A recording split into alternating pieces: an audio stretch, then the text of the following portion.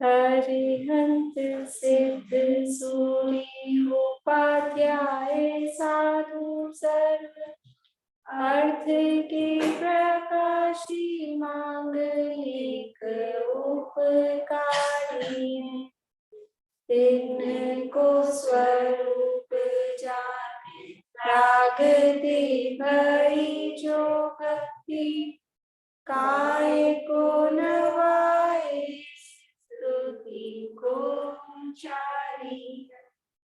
धन्य धन्य तुम ही से आज सब आज भय कर जोरी बार बार वंदना हमारी है।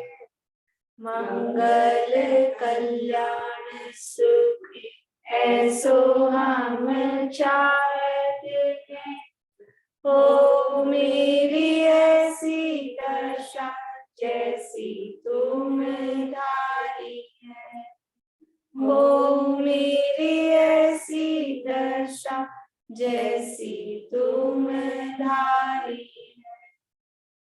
मंगलमय मंगल करण प्रीत राग विज्ञान नमो ताहि जाते भई अरिहंतादि महान। करी मंगल करियो महान ग्रंथ करण को जाते मिले समाज सब पावे निज पद राज। शिव उपाय करते प्रथम कारण मंगल विघ्न विनाशक सुख करण। नमो शुद्ध शिव को नमो शुद्ध शिव को।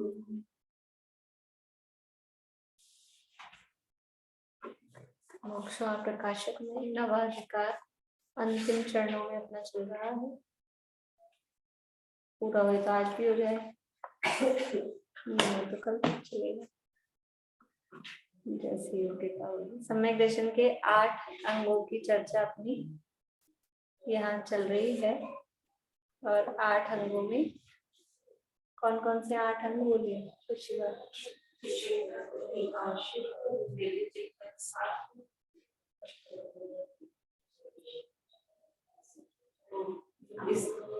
अमुक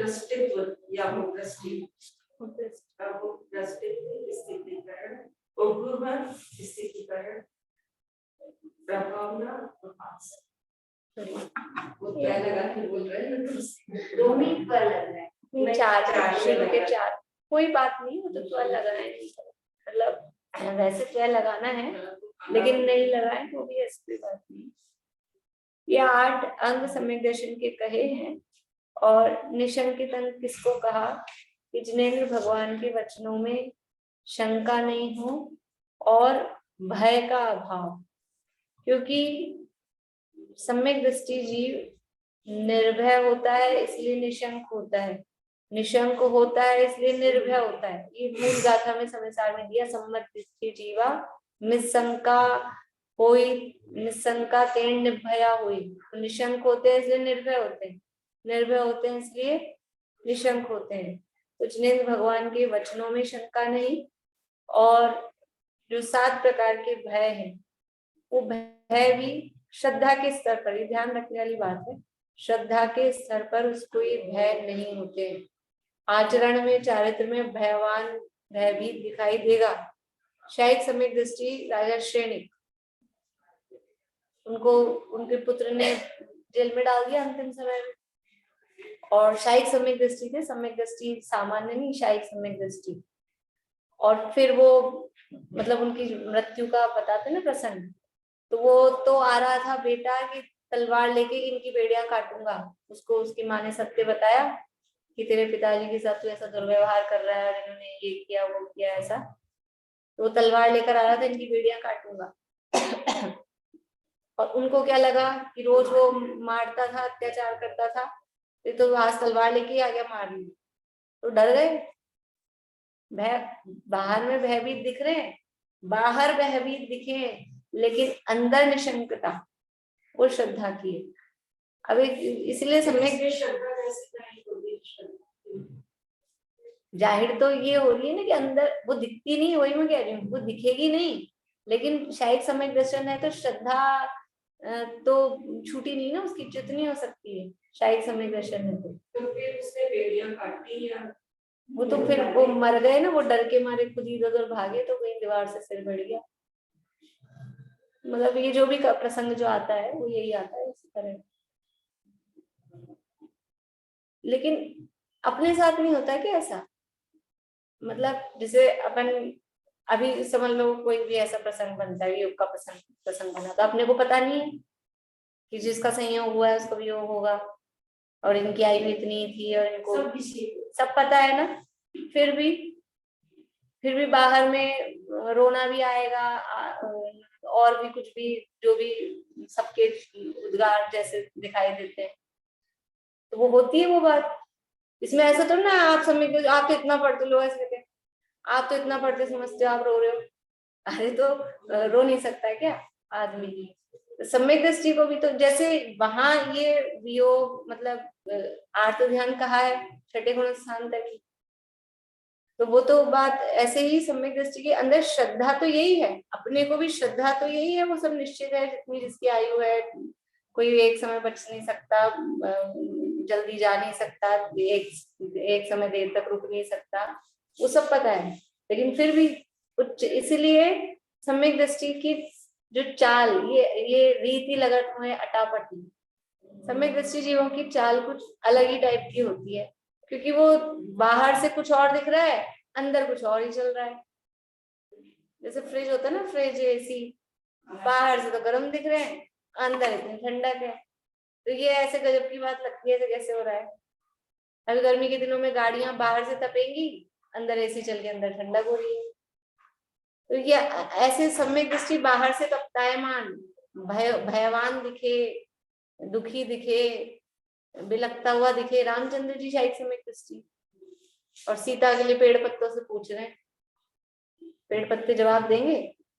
6 महीने तक भाई के शव को लेके घूम रहे हैं, शायद सम्यक दृष्टि है, लेकिन अंदर श्रद्धा भक्ति है।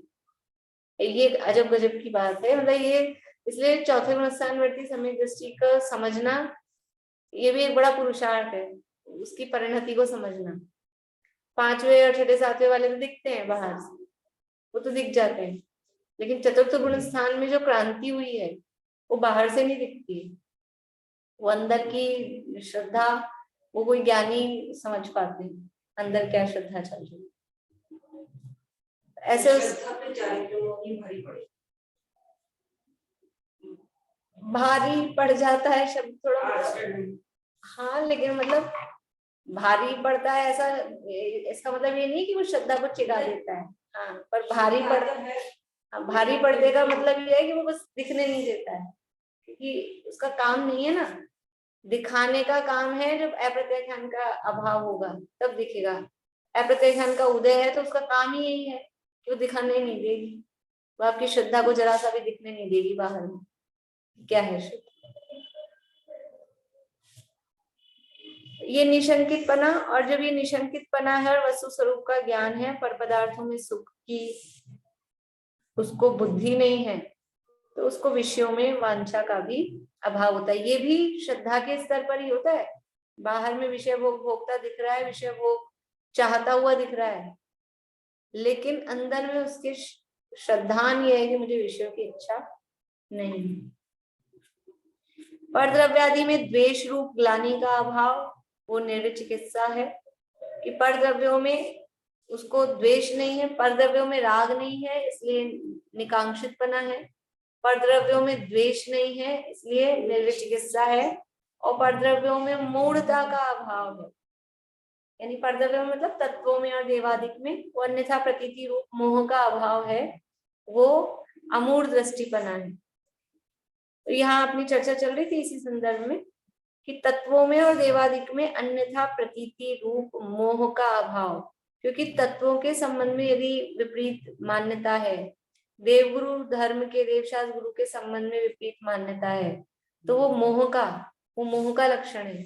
वो मोह के कारण, मिथ्यात्व के कारण, अग्रहित मिथ्यात्व के कारण और ग्रहित मिथ्यात्व के कारण ये परिणति बनती है। जैसे सम्यक दृष्टि को किसी भी तरह से ये तत्वों में शंका नहीं होती और देवादि के स्वरूप के संबंध में शंका नहीं होती। हाँ, उसके अतिचार जरूर लग जाते हैं। क्या है सम्यक दृष्टि के अतिचार? हाँ, तो अन्य दृष्टि प्रशंसा, अन्य दृष्टि संस्था, वो अतिचार रूप में है, लेकिन श्रद्धा में वो मतलब वहां दोष लगा है, लेकिन फिर भी श्रद्धा से विचलित नहीं होता है। श्रद्धा उसको वही है कि सच्चे, यही सच्चे देव, यही सच्चे गुरु, यही सच्चे धर्म है, ऐसी श्रद्धा उसको होती है। तो तत्वों में कल अपन ने बात की थी, 7 तत्व, 6 द्रव्य, देवशास्त्र गुरु, इस सब तत्वों में गर्भित है। इनमें अन्यथा प्रतीति रूप मोह का अभाव, वो अमूढ़ दृष्टित्व है। अब है उपगूहन और उपग्रहण।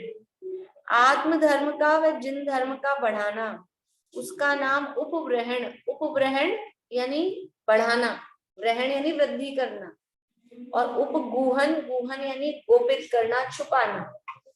तो पर के दोष और अपने गुणों को छिपाना, अपने गुणों को जो उजागर करता रहता है, तो वो बिल्कुल नीच गोत्र के आश्रम के कारण में जो दिए पर आत्म निंदा प्रशंसा, पर की निंदा और अपनी प्रशंसा।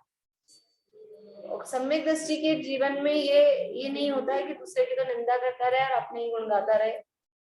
अब वो भी श्रद्धा के लेवल पे ही समझ ना, कभी कदाच अपना वो भी दिखाए। देखो, जहाँ कोई अपन पुराण पढ़ते हैं ना, कि सम्यक दृष्टि राजा थे और ये ऐसे थे, तो वो आके उसको ललकारता है, तो वो अपनी महिमा बताता है, मैं ऐसा हूँ, वो एक अलग प्रसंग है।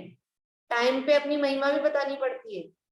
यदि कोई अपने को कम आंक रहा है, अपने को ये समझ रहा है तो कुछ ही नहीं है, तो अपनी महिमा भी बतानी पड़ती है। कभी कभी महिमा मतलब जैसे कि लोगों को, हाँ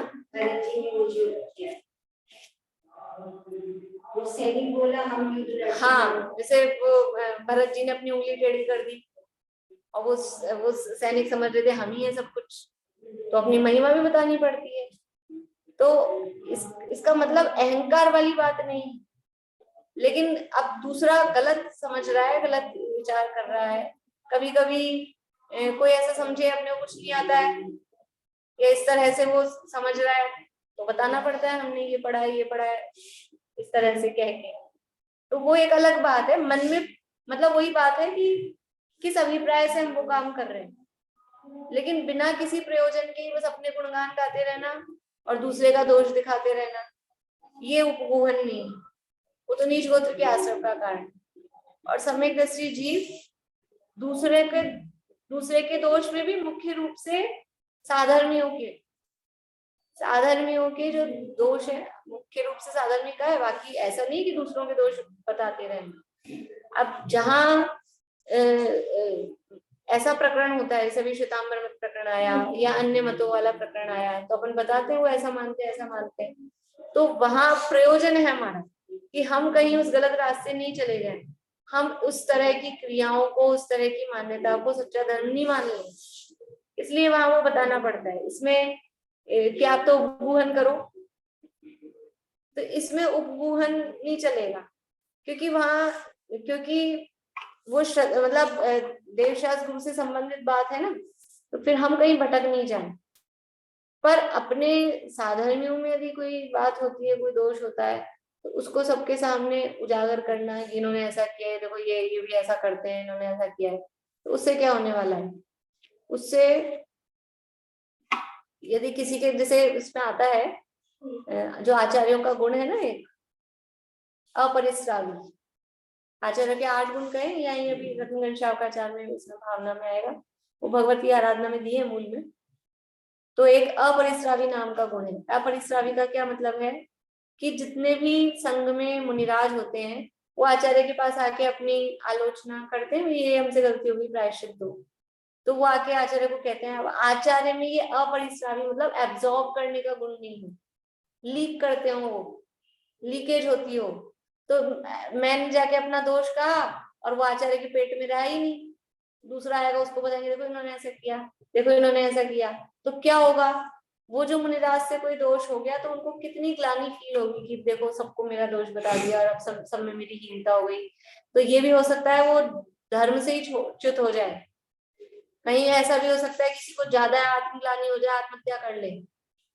तो ऐसा दूसरों के दोष जगत में उजागर करने से धर्म से विमुख हो सकता है वो जीव, जो धर्म में लग रहा था, लगने वाला था, लगा हुआ था, कोई गलती हो गई तो वो धर्म से विमुख हो सकता है और इस तरह के पाप में, और उल्टा हो जाता है, फिर जीव पाप में आसक्त हो जाता है। तो एक जीव अपने कारण से इस तरह से पापों में लीन हो जाए, धर्म से विमुख हो जाए, वो अच्छी बात नहीं है।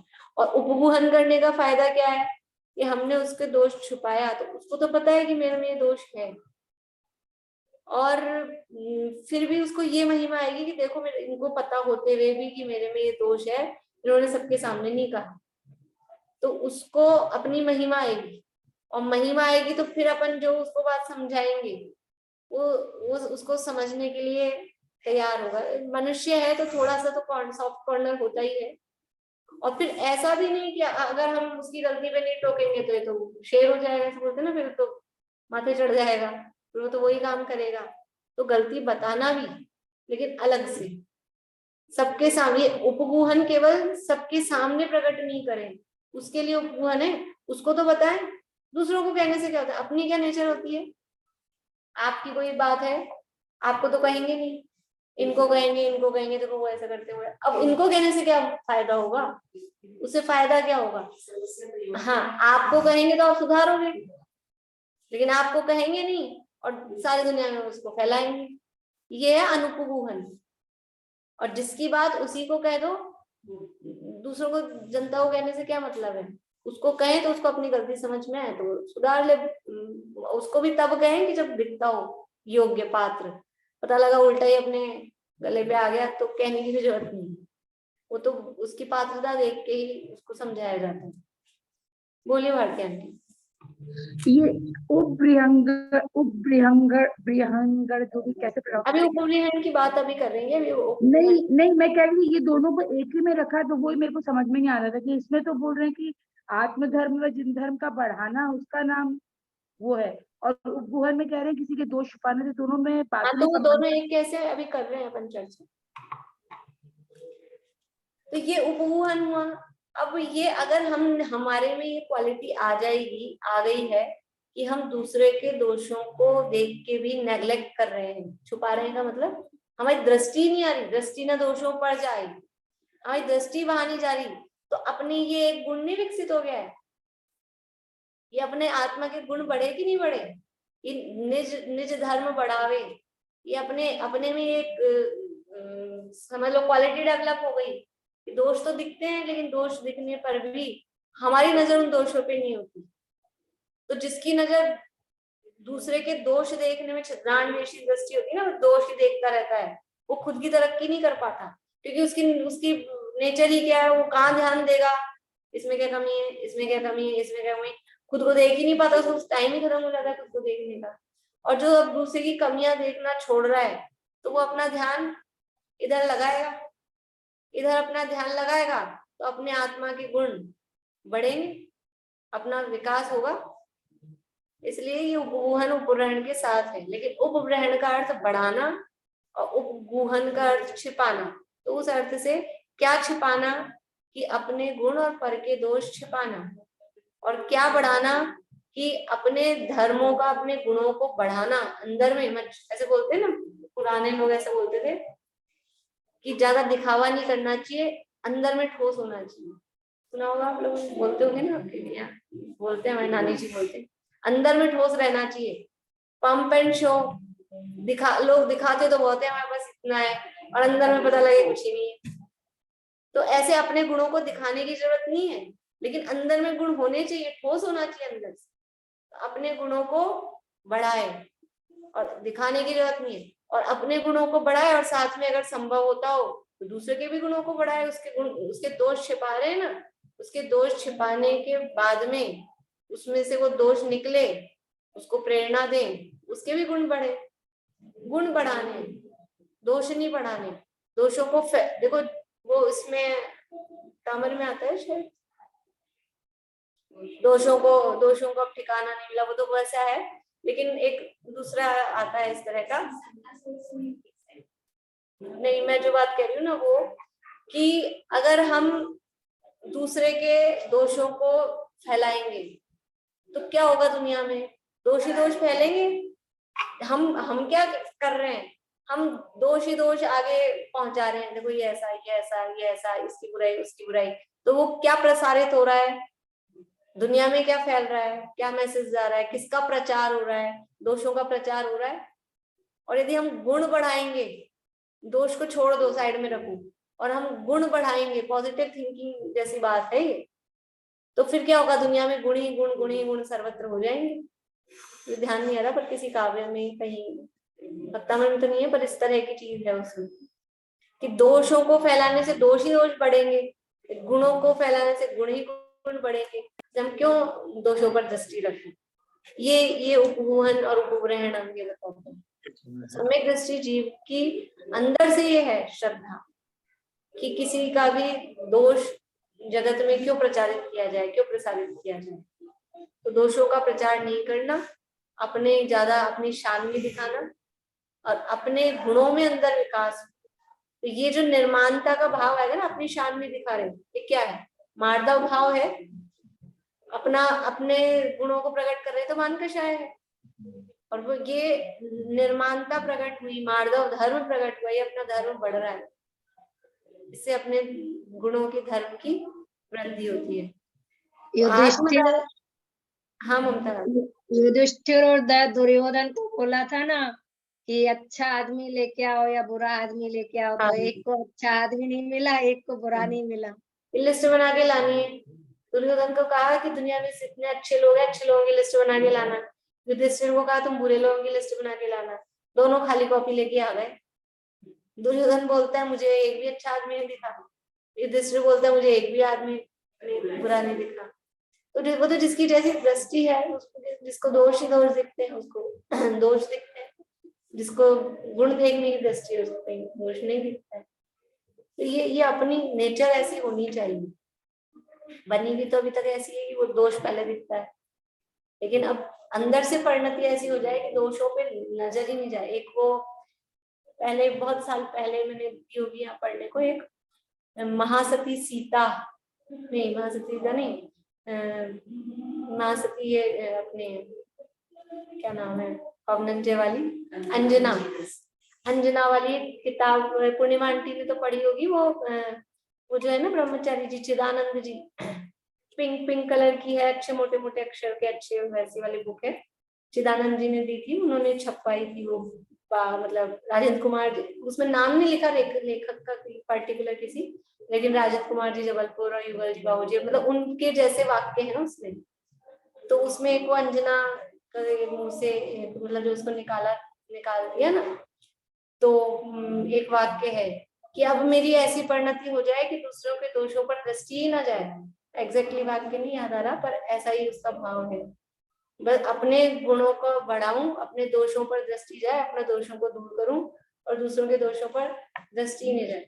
बहुत ही अच्छी, बहुत आध्यात्मिक है वो, है तो कहानी, लेकिन ऐसे ऐसे आप लोगों ने नहीं पढ़ी? मेरे को पता नहीं, मैं कल ला के दूंगी, मतलब मुझे या तो एक कोई मैसेज डाल के छोड़ देना ताकि याद रह जाए। बहुत अच्छी, बहुत ही अच्छी, बार बार में पढ़ने जैसी, मतलब वो ये अंजना माँ सत्य ऐसे कुछ नाम, ज्यादा नहीं हो, ऐसे नहीं है वो, तो मेरे पास एक आध पहले मैंने पर रोटेट की थी, ऐसा ध्यान है, पर वो काफी साल हो गए क्लास में रोटेट की थी पढ़ने को। जैन कथा संग्रह 5 भाग में छपी हुई है कहानी, वो उसमें छपी क्या वो जैन कथा संग्रह भाग 5 अगर है तो उसमें भी छपी। आदर्श नगर में भी दी थी, मैंने रोटेट की थी आदर्श नगर में देख। आत्मधर्म का व जिन धर्म का बढ़ाना उसका नाम उपग्रहण है। इसी अंग का नाम उपगूहन भी कहा जाता है। वहां धर्मात्मा जीवों के दोष ढकना, ऐसा उसका अर्थ जानना। उपगूहन मतलब धर्मात्मा जीवों के दोष ढकना। मुख्य रूप से धर्मात्मा जीवों की बात है कि धर्मात्मा की कोई गलती होना, ये तो मानव है, मनुष्य है, अभी कोई भगवान तो हुए नहीं, गलतियां हो जाती। कितनी गलती आप देखो, भावलिंगी संत मुनिराज और हारिका हूँ, और उनसे ऐसी गलती हो जाती है, रुद्र की उत्पत्ति होती है ना, उनसे ऐसी गलती हो जाती है। अब क्या करें, प्रचार करते रहे, देखो जी इन्होंने ये काम किया, यूट्यूब पे उस पे डाल दो, 1 सेकंड में फैलती। 1 सेकंड में ऐसे हो जाता है, फॉरवर्डेड मेनी टाइम्स। कोई न्यूज मतलब इतनी जल्दी, आग से भी जल्दी ऐसे फैलती है। तो हाँ, तो वो तो अदर कास्ट में भी जाएगी, कोई ऐसा थोड़ी है, तो सब तरह के लोग होते हैं। हाँ, इसलिए ये ऐसी चीजें तो ग्रुप्स में फॉरवर्ड करनी नहीं चाहिए, किसी से भी संबंधित हो, क्योंकि वो सब अन्य मतों तक पहुंचती है। तो क्या समझ में आता है कि ये जैनों के ऐसे होते हैं? अपने में अंदर के अंदर ही निपटाना चाहिए, घर की बात बाहर क्यों जाए, अंदर ही अंदर निपट जाए। हाँ, चैनल ही कुछ इस तरह के हैं। हाँ, तो वो क्या करते हैं आचार्य, वो ये बात हो जाती है ना, वो अगले ही मतलब ये काम हो गया, और वो मुनिराज जाके प्रायश्चित सारी बात यूं क्यों अपने आचार्य को कह देते। अंदर इतनी निर्दोषता, कौन कह सकता है मेरे से ये काम हो गया। वो यानी उनकी ये निर्दोषता देख के वो बस प्रायश्चित, ये दीक्षा क्षेत्र दोबारा दीक्षा देते हैं। संघ में फिर कोई ये नहीं कहता ये वो है, ये काम करके आए हैं, कोई नहीं देखता उस दृष्टि से, ना संघ में देखता है ना श्रावक देखते हैं। दीक्षा छेद हुई है तो पता तो लगता ही है कुछ काम हुआ है, कुछ बात हुई, पता लगता है। लेकिन नहीं, ये सबके ये संघ की तरफ से भी उपगूहन है और श्रावकों की तरफ से भी उपगूहन है। अगर ये नहीं होती व्यवस्था तो वो ये काम हो गया, वो मुनि और आरिका क्या करते, फिर आत्महत्या के अलावा दूसरा काम ही नहीं बचता कि अब तो अपने से काम हो गया। वो आरिका भी बच्चे को जन्म देने के बाद वापस दीक्षा लेती है, वापस प्रायश्चित। अभी तो अब क्या करेंगे, काम हो गया तो आरिका दशा में तो जन्म हो दे नहीं सकती, वो जन्म दे के फिर वो काम करती है। ये इसका नाम है, इतनी बड़ी लेवल तक ये काम होता है।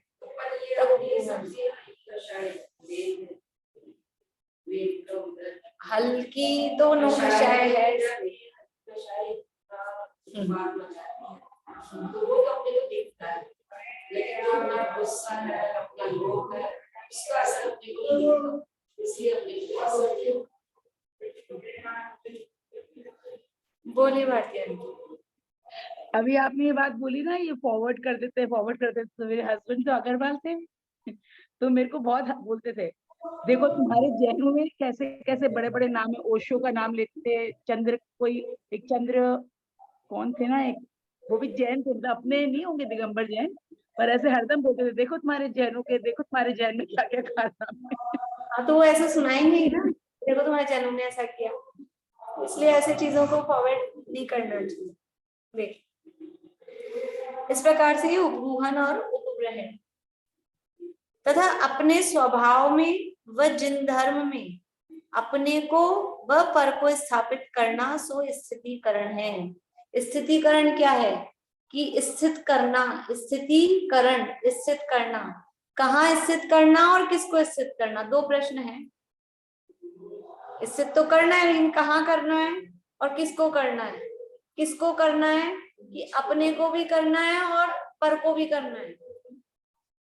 अपने को भी, अब पहले किसको करना है, पहले खुद स्थिर होंगे तब तो दूसरे को कर पाएंगे ना। खुद ही डगमगा रहे हैं तो दूसरे को सहारा देंगे तो वो भी डगमगाएगा।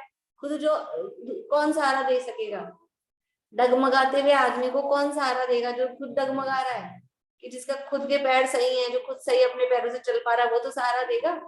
तो पहले खुद को स्थित होना, कहाँ स्थित होना कि निश्चय धर्म में भी और व्यवहार धर्म में। निश्चय धर्म में स्थित होना और बाहर में जिन धर्म में स्थित होना, जिन धर्म को अपने में स्थित करना। हमारे अंदर जिन धर्म की श्रद्धा, देह जाए तो भले जिन धर्म रहना चाहिए, कहाँ रहना चाहिए, यहाँ जिन धर्म रहना चाहिए। जरा सी शरीर में कोई समस्या आई कि इनके ऐसे ऐसे उपाय बताते हैं, इनकी बैंगन चढ़ाया हो, इनकी झाड़ू चढ़ाया हो, ऐसे ऐसे उपाय बताते हैं दूसरे अन्य देवी देवताओं के। तो जरा से अपने शरीर में दिक्कत आती है और ये काम, ये जिन धर्म नहीं है, अपने अंदर जिन धर्म स्थित नहीं रहा, ये काम करने लग गए। इधर उधर कुछ चढ़ाया हो, ये बोल लो, वो बोल लो। ये बोलना तभी याद आता है जब आदमी वेंटिलेटर पे आ गया। अब क्या करें कि किसी ने कहा 45वां बोलो, किसी ने कहा 44वां बोलो, भक्ता मर का। अब आदमी तो वेंटिलेटर पे है, अब तुम क्या चाहते हो वो जादू दिखाए उसको और बदनाम, भक्तामर को और बदनाम करेंगे कि हमने तो भक्तामर बोला और बचे ही नहीं। पहले क्यों नहीं याद आता है जीवन भर याद आए तो ये बनेगी ही नहीं स्थिति कि अब वेंटिलेटर पे आए हैं तो अब बोलना पड़ेगा। और उसको अंदर वाले को तो कुछ है नहीं, बाहर वाले बोलेंगे और बाहर वालों को बोलने से अंदर वाला बच जाएगा। अंदर वाले को नमोकार मंत्री बोलने का ठिकाना नहीं हो, कभी जिंदगी में बोला नहीं ढंग से, और फिर बाहर वाले हम 45वां बोलेंगे, 44वां बोले, कौन सा बोले, क्या करें बताओ। ये धर्म में स्थित नहीं है। धर्म में स्थित तो वो है कि वेंटिलेटर पे है और हम इसलिए नहीं बोलेंगे कि ये बच जाएं। हम तो इस, अगर हम बोल भी रहे हैं, बैठे हैं बाहर वेट कर रहे हैं, बैठे हैं, तो क्या करें कि अपना उपयोग ये आर्त ध्यान में नहीं जाए, इष्ट वियोग की, इसलिए हम बोलते हैं। इसका नाम है अपने को स्थित करना। हम कोई भी पाठ बोले, कुछ भी बोले, तो बाहर बैठ के नहीं तो क्या होगा, 2-4 लोगों के साथ तो हमारी ये गलती हो गई, हम रात को ले आते हैं, हम सुबह ले आते हैं, हम ये दवाई दे देते हैं, हम वो काम कर लेते हैं, ये चलता रहता है। ये होता है और क्या होता है, जो हो गया वो दिख रहा है कि ये हो गई ये स्थिति। फिर भी कितने हम बातें विकल्प करते हैं, हम 2 घंटे पहले ले आते, हम तभी ले आते, हम तभी ऐसा कर देते, 1 महीने पहले क्यों नहीं पता लगा, 1 महीने बाद क्यों पता लगा, यही विकल्प करते रहते हैं। तो उन विकल्पों से बचने के लिए, वो विकल्प क्या है, वो आध्यान ही तो है। उन विकल्पों से बचने के लिए हम पाठ करते हैं तो थोड़ी देर तो उपयोग वहां से हटता है। इसका नाम है स्थितिकरण। पहले अपने को स्थित करना, जो भी परिस्थिति बन गई है वो स्वीकार है। सम्यक दृष्टि जीव अंदर में, उसके अंदर में धर्म स्थित है, वो धर्म से च्युत नहीं होता है। तो परिस्थिति बने ऐसी तो अपने आप को धर्म में स्थित रखता है, पहले खुद को स्थित रखता है, और कोई साधर्मी दिखे धर्म से च्युत होता हुआ, आत्म धर्म से च्युत होता हुआ, या बाहर में वितरागी देवशास गुरु के धर्म से च्युत होता हुआ, तो उसको भी उसमें स्थित करना, उसको भी अपने आत्मा की महिमा बताना, जिन धर्म की महिमा बताना। कोई धर्म से विमुख होता हुआ हो तो उसको धर्म में लगाना। और संजीव जी तो बहुत इसके संबंध में बोलते हैं कि धर्म में कोई लगा हुआ है और उसको हम क्या बोलते हैं, डिमोटिवेट नहीं करें, यही बहुत बड़ा स्थितिकरण है।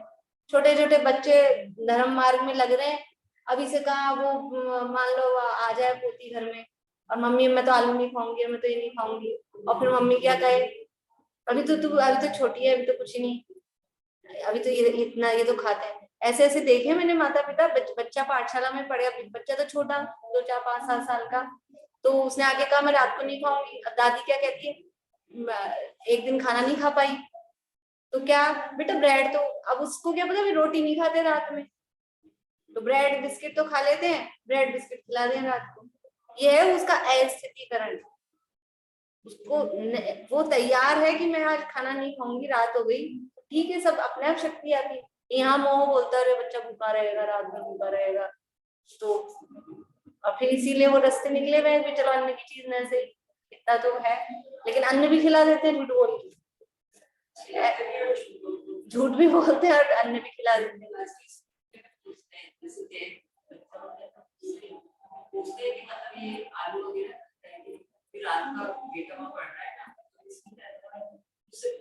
पेरेंट्स से पूछा था कि भी आप आलू आजकल वो जैन फूड में सबको पता है ना। हाँ, स्कूल में जैन फूड मिलते हैं आजकल स्कूल्स में, और सब होटलों में, रेस्टोरेंट में, प्लेन में, सब जगह पे। तो कोई आदमी ये कर रहा है अभी, मतलब 15 साल की और 18 साल का लड़का हो, लड़की हो, और ये नहीं खाया, ये नहीं खा रहे, छोड़ दिया अभी से, और फिर माता पिता को कहते हैं तुमने अभी से इसको छुड़ा दिया, माता जी बनाओगे क्या, महाराज बनाओगे क्या, अभी तो खाने दो इसको, ऐसे कहते हैं। अब माता पिता ने कुछ कहा ही नहीं, वो अपनी मर्जी से छोड़ रहा है, और फिर भी क्या कहते हैं, और फिर उस बच्चे को कहेंगे अभी तुम्हारी उम्र ही क्या है, अभी तो खाया करो, अभी तो ऐश करो, फिर कहीं बाहर जाओगे, पढ़ने जाओगे, ये होगा वो होगा। तो बेचारा क्या होता है, वो घबराता है। उसकी ऐसे, ये तो नहीं कोई भी पीठ थपथपा के कहता है कि तुम बहुत अच्छा काम कर रहे हो, इसको पालना, कहीं भी जाओ इसको पालना, रात में मत खाना, और ऐसे उदाहरण दे कि देखो वो भी पाले हैं, उन्होंने भी पाला है, ऐसा उल्टा बोलते हैं, ये अस्थितीकरण करते हैं। कोई भी जरा सी अभी शरीर में कमजोरी दिखती है, और कोई कहे मैं आज उपवास करूंगी, अभी तो ये हो जाएगा, वो हो जाएगा, उपवास करोगे तो ऐसा हो जाएगा, बीपी लो हो जाएगा, फलाना ढिकाना, अस्थितीकरण करते हैं। ये तो बाहरी की है, उसमें कोई धर्म नहीं, लेकिन मतलब फिर भी वो धर्म के लिए कर रहा है ना व्यक्ति, जो भी कोई काम। तो धर्म में स्थित करना, जिस भी तरह से जो जिस लेवल का है, जो जिस टाइप का धर्म कर रहा है, उसको उस तरह से उसमें स्थित करना। अब कोई पूजा करता हो और ये पूजा में क्या धरा रहा है, पूजा तो करनी ही नहीं चाहिए, तो अब वो पूजा इस तरह से नहीं उसको करना कि तुम इतनी देर पूजा करते हो, 2 घंटे लगाते हो, तो ऐसा करो आधा घंटा पूजा कर लो, या 1 घंटा पूजा कर लो, 1 घंटा स्वाध्याय करो, उस तरह से तो उसको सेट करें। और फिर सीधा ही उसको पूजा में कुछ नहीं है, ये वो है, तो वो पूजा भी छोड़ देगा, स्वाध्याय तो करेगा ही। तो ये एक मतलब तरीका, और किस तरह से, यानी आदमी को डिमोटिवेट नहीं करना, जो भी धर्म में जो भी कर रहा है। महाराज ने उसको, भील को कौवे का मांस छुड़ाया, तो इसका मतलब क्या था, तू और सारे मांस खा ले, ये नहीं था उनका अभिप्राय। लेकिन अब उसको कहा भाई तू ये छोड़, ये छोड़, तो वो तैयार नहीं था। तो जो छोड़ सकता है वो ठीक, तो उस उतना ही, और वो अपने उसमें फिर लगा रहा। तो उसकी प्रशंसा शास्त्रों में क्यों की गई, ऐसे व्यक्ति की। एक कौवे का ही तो मांस नहीं खाता था, हम तो पूरे के पूरा कुछ भी नहीं खाते, हमारा तो नाम नहीं आता। और उसने एक कौवे का मांस छोड़ा, उसका नाम शास्त्रों में प्रशंसा हो रही है उसकी, कि उसको उस समय वो भील है, उसकी स्थिति तो देखो, और वो ये काम कर रहा है, तो उसकी प्रशंसा की जाएगी। हम ये काम करेंगे तो हमारी क्या, तो पैदाइशी है, खाना खाए तो वो है। इसलिए जो भी कोई धर्म में लगा हो, जिस भी तरह से धर्म कर रहा हो, कहीं भी किसी भी तरह से, चाहे आचरण के क्रिया के रूप में, चाहे स्वाध्याय के रूप में, या नहीं पढ़ते कुछ और पढ़ते, अच्छी बात है, लगे रहो, पढ़ते रहो, इधर नहीं तो उधर पढ़ रहे, ठीक है, ये वाला कोर्स ज्वाइन किया है, अच्छी बात है, लगो तो धर्म में स्थित रहो, ऐसा है। बोलिए भारतीय। अभी यहाँ मैं कैलकाटा आई हूँ ना, तो वहाँ मंदिर में ऐसे ही मैं कह रही थी कि पूजा के साथ ना ये ये भी आपकी आवाज ना आ नहीं पा रही है, क्योंकि यहाँ बहुत जोर से भक्ति चल रही है।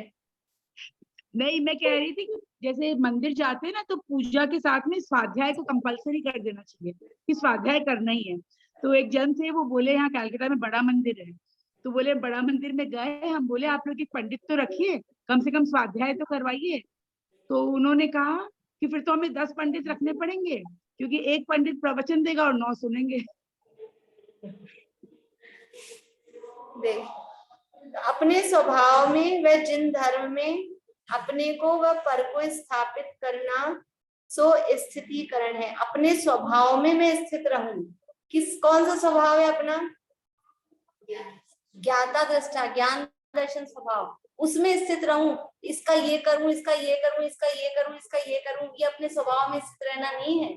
जो पर पदार्थ में कर्तृत्व बुद्धि है, वो अस्थितीकरण है। और अपने ज्ञाता हूं, ज्ञाता ही रहूं, ये ऐसा अपनी स्वीकृति, ज्ञाता मात्र रहना, इसका नाम स्थितीकरण है। स्वभाव में स्थित कैसे होगा, स्वभाव यही तो है ज्ञान दर्शन। और अब ये करना, ये करना, ये करना, पर का कर्ता धर्ता बन रहा है, वो अस्थिति है, वो अपने स्थित नहीं है स्वभाव में। तो पर कर्तृत्व की सारी मान्यता दूर हो, तब स्थितीकरण है असली। अपने स्वभाव में स्थित होना, और जिन धर्म में अपने को व पर को स्थापित करना। मैं अपने स्वभाव में रहूं, दूसरा अपने स्वभाव में रहे, मैं भी ज्ञाता हूँ, आप भी ज्ञाता हो, जैसे अपने ज्ञाता स्वभाव में स्थित हो स्व और पर, और बाहर में सच्चे जो वितरागी देवशास गुरु हैं, ऐसा जो जिन धर्म है, उस धर्म में अपन स्थित रहें, उसका नाम स्थितीकरण है। तथा अपने स्वरूप की व जिन धर्म की महिमा प्रकट करना, सो प्रभावना है। प्रभावना, प्रभावना मतलब प्रकृष्ट भावना, हाँ प्रभाव, प्रभाव बोलते हैं, प्रभाव से प्रभावना। तो प्रभावना कहाँ करनी है, ये अपने में करनी है कि बाहर करनी है? पहली बात, किसकी करनी है, अपनी करनी है कि धर्म की करनी है? अब अपन के भी दो अर्थ, मैं कौन, तो जो मैं वास्तविक मैं हूं उसकी तो प्रभावना करनी है, लेकिन जिसको मैं मानता हूँ, लोग बोलते हैं प्रभावना करनी है, अपनी प्रभावना तो अपना नाम फैला ये अपनी प्रभावना कर रहे हैं, मेरा नाम दुनिया में हो, ये क्या हो रहा है, ये अपनी प्रभावना। ये नहीं प्रभावना। पहले प्रदीप जी झांझरी पढ़ाते थे, तो ऐसे 4-5 उनकी आदत है उनकी, आप लोगों ने नहीं सुना प्रदीप जी झांझरी, वो पॉइंट्स में बात करते हैं। तो जिनवाणी की अपने में प्रभावना, अपने जिनवाणी की बाहर में प्रभावना, फिर जिनवाणी के द्वारा अपनी प्रभावना, मतलब एक पॉइंट को ऐसा देते हैं कि जिनवाणी के माध्यम से हम अपनी प्रभावना कर रहे हैं। यूट्यूब पे अभी पता नहीं, लेकिन ऐसा लगता है अभी लोगों को अपना चैनल चलाने का इतना अच्छा मौका मिल गया, हर चैनल पे आप देखो संजीव जी की फोटो मिलेगी, एक ही वीडियो को हर चैनल वाले ने अपने चैनल पे डाल रखा है, तो इतने व्यूज उसमें आ रहे हैं, अपना चैनल चला रहे हैं अपना, मतलब उनकी फोटो के नाम पे, क्योंकि उनकी फोटो देख के हर आदमी चलाता है कि भाई क्या है इसमें, सबको है ना उनकी नहीं, तो उनके नाम से चैनल चला रहे हैं। तो क्या कर रहे हो आप, जिनवाणी के नाम से अपनी प्रभावना, मैं हूं। ये तो मतलब अभी रिसेंटली है, इसलिए ऐसा दिखता है। बाकी हम स्वाध्याय क्यों कर रहे हैं, हम ज्ञान क्यों प्राप्त कर रहे हैं, कि ज्ञान होगा तो लोगों में अपना कुछ रुतबा अपना भी फैलेगा ना, इसलिए हम ज्ञान प्राप्त कर रहे हैं। तो ये किसकी प्रभावना कर रहे हैं, ये जिसको ये असमान जाति को मैं मान रखा है, वो गलत है। अपनी प्रभावना होनी चाहिए, मैं कौन हूँ वास्तव में, कि मैं शुद्ध चैतन्य, वो उसका प्रभाव बाहर में आए, वो ज्ञाता दशा स्वभाव समझ में आए, और व्यवहार में जिन धर्म की प्रभावना, जिन धर्म का प्रभाव सारी दुनिया में फैले। यद्यपि जिन धर्म का तो प्रभाव है ही इन लोग में, वही का उन्हीं का प्रभाव है, जिनेंद्र भगवान का ही शासन है, लेकिन फिर भी हमारी भावना ऐसी रहे कि जितना भी अपने से हो सके हम जिनेंद्र भगवान के जिन धर्म को ही फैलाएं, उसकी अप्रभावना में निमित्त नहीं बने, हमारे माध्यम से कोई ऐसा काम नहीं हो कि जिससे धर्म की निंदा हो जाए, अप्रभाव हो जाए कि देखो ये धर्मात्मा लोग ऐसा करते हैं।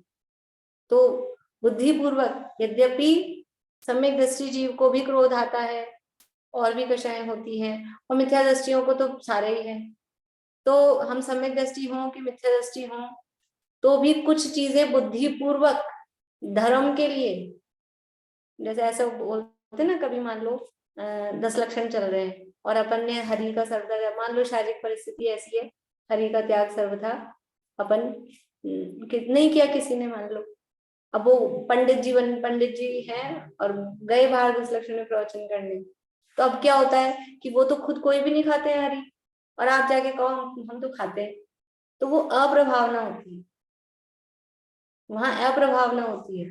तो अब आप भले ही आपके अंदर से भाव नहीं है त्याग के, लेकिन फिर भी मतलब ऐसा कहा जाता है, सिखाया भी जाता है कि नहीं धर्म की अप्रभावना होगी, कि देखो पंडित जी ऐसे हैं।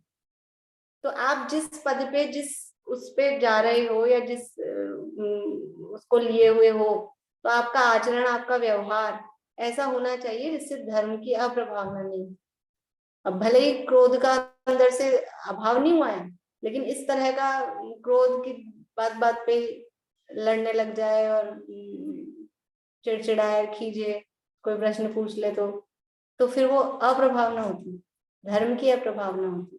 तो हमारा जीवन भी ऐसा हो कि हमारे जीवन के माध्यम से हम सब, क्योंकि अपने अपने परिवारों में हम धार्मिक का ठप्पा लगाए हुए हैं, क्योंकि सबके परिवारों में सब तरह के लोग हैं ना, तो उसमें अपन ही है कि ये धार्मिक आदमी है, और थोड़ा सा भी गुस्सा कर दो वहां पे, लो ये ऐसे धर्मात्मा बने फिरते हैं, ये यही धर्म पढ़ते हैं, तुरंत ऐसा ठप्पा लग जाता है।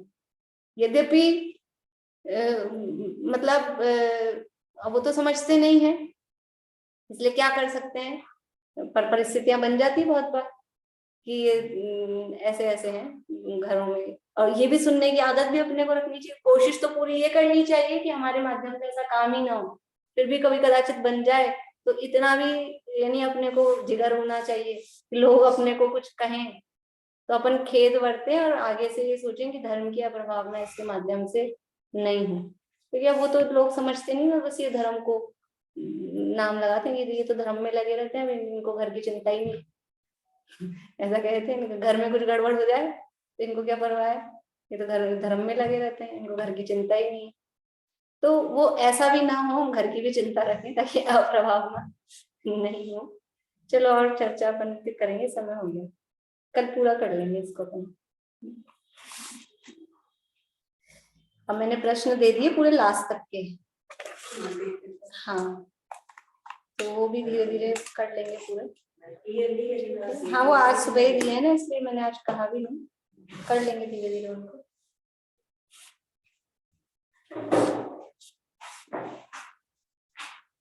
सांची तो गंगाए रीत रागवानी, अविच्छिन्न धारा निज धर्म की कहानी, जामे अति विमल अगाध ज्ञान पानी, जहाँ नहीं संशय आदि पंख की निशानी, सांची तो गंगाए प्रीत रागवानी, अविच्छिन्न धारा निज धर्म की कहानी।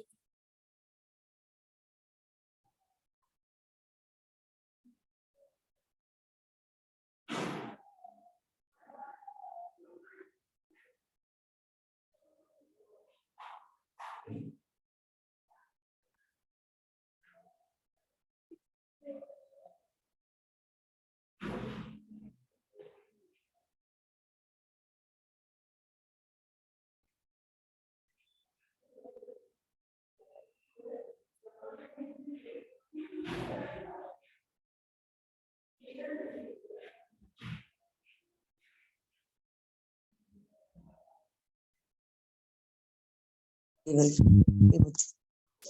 जगह तो देखा था, उसमें बास को देखते जाए, पता नहीं क्या देखने लगी, तो उधर को देखने लगी, गई थी जब दोबारा में कल तो अंदर कक्षा ली और थी जब तो।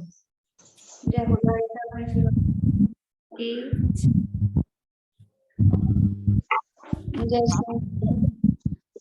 ज्योति एक मिनट, ज्योति एक मिनट। हाँ आवाज था ना, बोलिए ममता। चंद्रमा सूर्य में तो अकृत्रिम बिंब होते हैं, लेकिन तारा में भी तारों में भी होते हैं। हाँ हाँ सब में होते हैं, तारों में, ग्रहों में, नक्षत्र में, सब में असंख्यात है ना, इसीलिए कुल ज्योतिष से मतलब ज्योतिष देवों के अच्छा, भवनों में जो अकृत्रिम जिनालय है ना, वो असंख्यात है। हाँ ठीक। जो संख्या थी केवल भवन वासियों की है 7,72,00,000, केवल भवन अच्छा, वासियों के अच्छा। भवनों में। व्यंतर में हाँ और ज्योतिषों की तो संख्या ही नहीं है, क्योंकि असंख्यात है उनकी अकृत्रिम जिनालय, हाँ ये क्या संख्या। ठीक ठीक। जय